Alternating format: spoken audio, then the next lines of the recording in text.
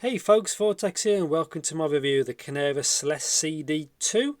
So not named as CD-20, which is kind of the bigger brother to this model and more expensive. Yeah, this is the CD-2. As you can see, 3.5 and 4.4 with a Type-C connector. And yeah, as usual, full disclaimers, I'd like to thank Canera themselves for sending it to me, so thank you very much. I was not paid to this video, nor thoughts and opinions are my own. And these are priced around $25, so just over £20 like converted. And yeah, so it's priced affordably, which I do like. And yeah, let's just get into it. So let's have a quick look. Like I said before, 3.5, 4.4 to the CD2 Type-C, so this should be quite compact, really small box.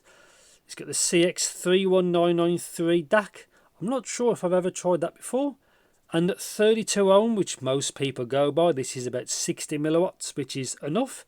Obviously PCM 32-bit 384, which is again more than enough. Obviously 3.5, 4.4. There's the amplifier section there, the Max 97220. Very small packaging. Again, very small, the CD2. I was very happy with their CD20 model. Obviously that's more than this. A little bit of weight, seems quite solid. So at least the connections aren't opposite. So obviously the 3.5 there. Metal seems really quite solid, 4.4. There's a model there, and that's it. Obviously you control the volume on the source, so on the phone. And yeah, so that's it. Very straightforward. And yeah, I have no idea what this is like. I've literally just removed the cellophane, basically the wrapping, just to try this. But yeah, that's it. Seems pretty good. Obviously by design you'd plug this into your phone there and you'd hold the phone like this. That's how you'd use it. Plus you can do it either way around. So 4.4 can go on the bottom. So yeah, I have no idea what this is like, but it should be pretty good, because I did like their CD20 model. So anyway, see you in the next clip. Yes, so welcome to my review section of the Celest CD2. As you can see, it says like kind of the baby brother, baby sister of the CD20. And yeah, so Type-C, as you can see here, very basic construction, which is absolutely fine. Obviously 4.4 on the side and 3.5 there. So the way they've done it is 3.5 fits there, then 4.4 meets there. So basically it's kind of that shape. Don't use them both at the same time, they say on the website, so don't do that in case you damage the circuitry. So only one at a time. And the way they've done that is they made it so you can make it a little bit probably more compact. Sometimes units like this have a 3.5 and a 4.4. It makes this wider. So it's their kind of compromise. Obviously all metal construction, nothing but to say about it, but it seems really good. I have no issues with it. Subtle bit of writing on there. So very basic construction. So this uses the CX31993. Just double check on the box. Here we go. So 31993. Obviously that's the amp stage, DAC stage basically. Yeah, I don't really see any issues. I don't think I've tried that before, but it's normally in the more affordable kind of dongles, which obviously this is. Yeah, seems absolutely fine really. Detail wise, I'll talk about the sound in a bit, but it's absolutely fine. But yes, so filters, this doesn't have any, so very basic, which I don't ultimately mind that. I like really simple products, so there's no messing about. And yeah, very basic design, no filters, so there's basically one tuning. I'm happy with enough for that really. So colours, does this have any? No, not as far as I'm aware. Sometimes these have like LEDs on there, but I don't see any, and I didn't notice any. See, so again, no messing about. Again, you don't need all that jazz really. So power output. So on here, like I state, it's 16 milliwatts. It's 140 milliwatts. So 32 ohm, it's about 60, which is like average performance. But in actual real life, it's actually enough. So I've tried this with a few different devices, hybrids, single DDs, absolutely fine power wise. Planar, you want a little bit more. I find the bigger brother CD20 is better, obviously for more, you know, it's got a more powerful output. But if you got normal gear, it seems absolutely fine. So 60 milliwatts. Again, if you use this with a computer, you seem to get a little bit more juice out of it.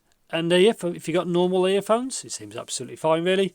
Again, play noise work, and they work good enough, but they seem a bit flat with the sound. Again, I think they need that little bit of extra power to really give it some, it needs a bit more oomph to the sound, basically.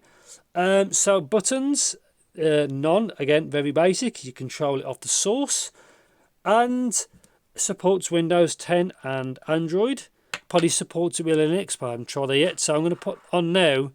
You can see what it looks like in use. So obviously that's my phone, which is Android. You can see kind of the design. So I've flipped it around, so the 4.4 is facing down. It's not too bad to use. I don't see any issues. It does make obviously a bit more bulky because it's there, but obviously again that beats the performance of the inbuilt 3.5 in the phone. Obviously many phones these days don't even have 3.5 connection, which is a shame. Obviously this gets around that and solves that problem. But yeah, no issues at all. Again, in Windows it goes up to 32-bit 384. And yeah, so that's that kind of clip really. So sound wise, what does this sound like? Now, I don't really have much experience or any experience with the CX31993, which is from Connexent, I think the brand. So what does it sound like? To me, it sounds quite clean, really. It sounds probably slightly warm. I didn't really notice hiss or any background sound. It just sounds good quality. That's the best way to describe it. I think you can go on a bit too much for the little fine things, but it's just a good sounding dongle, really, amp DAC. And that's all I can say, really. It's $25. It's not $250. But this sounds better than the headphone jack on the phone, and it's more powerful. So that's probably what you want, really. And yeah, that's all I can say about the sound. I'm really, really happy with the sound. It sounds great, in my opinion. So power consumption. This doesn't even get warm either. It doesn't really seem to use much battery. Again, it doesn't have a very high output. So because it doesn't put out a lot of power, I don't think it really needs the power. So it doesn't really get warm. So that's that really. Noise floor on this one. Again, I think super low. I didn't really notice a hiss really with my set. Yeah, that's all I can say really. Now, I don't think this supports DSD really. So anyway, so conclusion. Let's move it away. What do I think? $25, just over £20. It seems, I'm really happy with it. It seems really good performance. It doesn't get warm. I can understand it's a little bit thick, but they've had to do it either that way. You can see the 3.5 there and 4.4 like that. So as you're going wider, so I think make it slightly narrower and slightly thicker is probably the best move. It's a little bit heavy for its construction. Plastic may be better to make it a little bit lighter, but I think metal feels more sturdy. I'm really happy with this. Again, it works with Windows and Android. It'll probably work in Linux. I don't see any issues why it won't. You might have to use a converter, or if your computer, your laptop is running Linux, it should come up. It should work with Pipewire.